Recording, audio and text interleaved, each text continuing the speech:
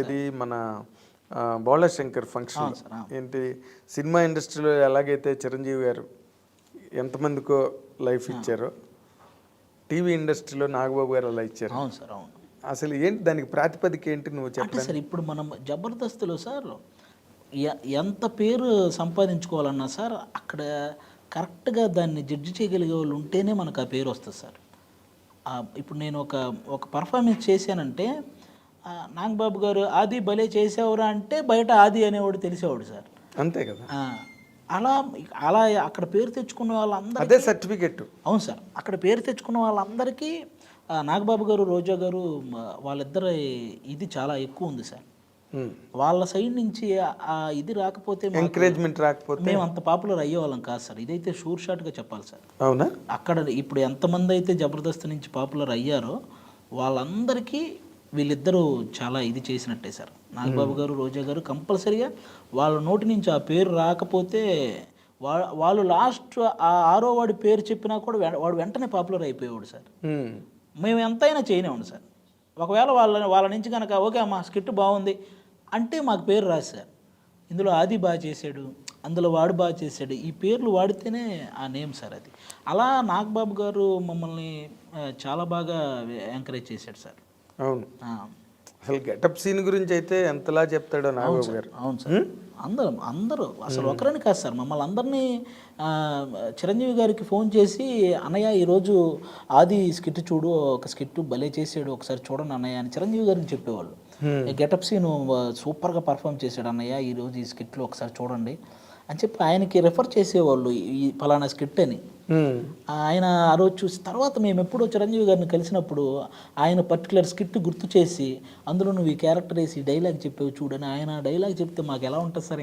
ఇంకేంటి అసలు మాకు అయ్య బాబు ఇదేంటి సార్, మీరు చూడడం ఒక ఎత్తు అయితే మీరు మళ్ళీ అందులో ఒక డైలాగ్ గుర్తు పెట్టుకొని చెప్పడం ఏంటి సార్ అని షాక్ అయ్యేవాళ్ళం సార్ మేము. అలా ఆ బూస్టప్ సార్ మేము ఇంకా బాగా ఎదగడానికి ఆయన ఇచ్చే బూస్టప్ చాలా ఎక్కువ సార్. ఈవెన్ రోజా గారు కానీ ఆవిడ కూడా అంతే సార్. సూపర్గా ఈ పక్కన బయట ఎన్ని రాజకీయాలు ఉన్నా సార్ వన్స్ సెట్కి వస్తే అవేమి ఉండవు సార్. మళ్ళీ అదే వాళ్ళ రాజకీయాలు అదంతా ఆ రంగం వేరు. అదే సార్, ఇప్పుడు బయట నేను జనసేనకు ఫుల్ సపోర్ట్ సార్. ఆవిడ బయట వేరే పార్టీ అయి ఉండొచ్చు కానీ వన్స్ సెట్కి వచ్చిన తర్వాత అసలు అవేమీ చూడరు సార్. ఆవిడ కూడా సెట్కి వస్తే నాకు హైపరాది స్కిట్ చేస్తున్నాడు, నేను హైపరాదిని బాగుంటే మెచ్చుకుంటాను, అది అంతే. అక్కడి వరకే. అంతే సార్, అక్కడి వరకే సార్. తన తాలూకా పొలిటికల్ ఐడియాలజీలు సెట్లో తీసుకురారు, ఎప్పుడూ లేదు. అందుకే అసలు మీ ప్రోగ్రామ్ పండడానికి కారణం ఏంటంటే ఆ ప్రోగ్రామ్గా మాత్రమే చేశారు. అవును సార్, అవును. అది చాలా గొప్ప విషయం. 11th years running sir. ఇప్పుడు 10 years అయిపోయినాయి సార్. బా మామూలు షో కాదు సార్. అది ఇండియాలోనే ఇంత లాంగెస్ట్ లేదు కదా. బ్రేకులతో చేస్తారు సార్, ఒక సీజన్ బ్రేక్ మళ్ళీ ఇంకో సీజన్ అట్లా చేస్తారు సార్. ఇలా రన్నింగ్ షో ఇంతవరకు లేదు సార్. ఇప్పుడు నార్మల్గా నువ్వు దానికి మంచి లైఫ్ ఇచ్చావు, నీ ముందు ఎవరో లైఫ్ ఇచ్చారు జబర్దస్త్కి. అవును సార్. నువ్వు ఇప్పుడేమో సినిమా యాక్టర్గా బిజీ అయిపోయావు, కాల్ షీట్లు ఇస్తున్నావు వాళ్ళకి. అదే సార్, నేను జబర్దస్త్ ప్రజెంట్ చేయట్లేదు సార్. నేను శ్రీదేవి డ్రామా కంపెనీ ఇవి రెండు చేస్తున్నాను.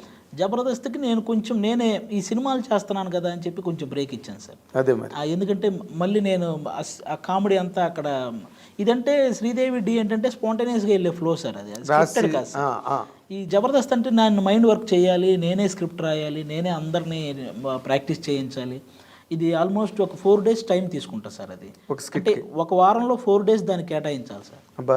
ఎందుకంటే నేను ప్రాక్టీస్ చేయించాలి, మళ్ళీ నేనే కూర్చొని రాసుకోవాలి, వీళ్ళందరినీ స్టేజ్ ఎక్కే వరకు నాకు ఆ టెన్షన్ ఉంటుంది సార్. అది పర్ఫెక్ట్గా వచ్చే వరకు. అదొకటైతే రెమ్యూనరేటివ్ అది, అంటే మీరు పడే కష్టానికి తగ్గట్టు ఉంటుంది సార్ కంపల్సరీ. అవునా? మన టాలెంట్కి తగ్గట్టు మనకు వచ్చే వ్యూవర్షిప్కి తగ్గట్టు పేమెంట్స్ ఉంటాయి సార్. అది వ్యూవర్షిప్కి తగ్గట్టుగా ఇస్తారా మీకు? అంతే సార్, మ్యాక్సిమం అంటే దాన్ని బట్టే మనం డిమాండ్ చేయగలం సార్. ఎగ్జాక్ట్లీ. ఎక్కువ మంది చూస్తే దాని డిమాండ్ వేరేగా, లేకపోతే అడగాలంటే మనకే సిగ్గుగా ఉంటుంది సార్. ఈ మనకు వచ్చే ఇదికి మనం వెళ్ళి వాళ్ళని పెంచమని అడగగలమా సార్ అని ఇది ఉంటుంది సార్. అందుకే బాగా చేసే మనం డబ్బులు అడుగుతాం సార్. ఇప్పుడు అదే మనం ఏదో ఒకటి చేసేసి చేస్తున్నాం కదా అని ఇవ్వమని అడగలేము సార్ అసలు. నువ్వు హైయెస్ట్ డిమాండ్లోకి వెళ్ళావా? కంపల్సరీ మనకు వచ్చే వ్యూవర్షిప్కి నేను ఎక్కువే తీసుకుంటాను. అదే లేకపోతే పొలాలు గట్ట ఎక్కడ కొంటావు అంతేనా? అదొకటే సార్. మనము బేసిక్గా మాకు బయట ఈవెంట్స్ కూడా ఉంటాయి సార్. బయట మేము టీమ్ లీడర్గా చేస్తున్న టైంలో మా అందరికీ బయట ఈవెంట్స్ కూడా కొంచెం గట్టిగానే వచ్చేవి సార్. అవునా? Very nice. అయితే మీకు జబర్దస్త్గా హెల్ప్ అయింది. అంతే చాలా సార్. ఉమ్, ఈటీవీ మల్లెమాల వాళ్ళిద్దరికీ ఎప్పటికీ రుణపడి ఉండే ఇది సార్ మా అందరిది. అదేలే. ఎందుకంటే మల్లెమాల వాళ్ళ ఎంకరేజ్మెంట్ చాలా బాగుంటుంది సార్. అవునా? అబ్బో చాలా చాలా. శ్యాంప్రసాద్ రెడ్డి గారు నెక్స్ట్ లెవెల్ సార్ ఆయన. అవును. ఎవడైనా వాళ్ళ పేమెంట్ రావాల్సింది వాడు మర్చిపోయినా వీళ్ళు కరెక్ట్ టైంకి వేసేస్తారు సార్. వాడికి ఇది చేశాను కదా మర్చిపోయాను అని వాడు అనుకోవడం తప్ప ఈ పేమెంట్స్ కరెక్ట్గా ఈటీవీ నుంచి మల్లెమాల నుంచి పర్ఫెక్ట్గా పడిపోతాయి సార్. ఎవరికి అందులో చేసిన వాడికి మ్యాక్సిమం చిన్న కష్టం తెలియకుండా అలాంటి పేమెంట్లు, అవును, అలాంటి పేమెంట్ వర్క్ సార్, అలాంటి వర్క్ సార్ వన్స్ అందులో మనం చేసిన తర్వాత ఏదో ఒక షో రన్నింగ్లో ఉంటూ ఉంటుంది సార్. నాకు తెలిసి ఒక గవర్నమెంట్ జాబ్ లాగా సార్. అదేలే. డోకా లేకుండా గవర్నమెంట్ జాబ్ లాగా అంతే సార్. రెగ్యులర్గా మన దగ్గర టాలెంట్ ఉండాలి కానీ అది గవర్నమెంట్ జాబే సార్. ఇప్పుడు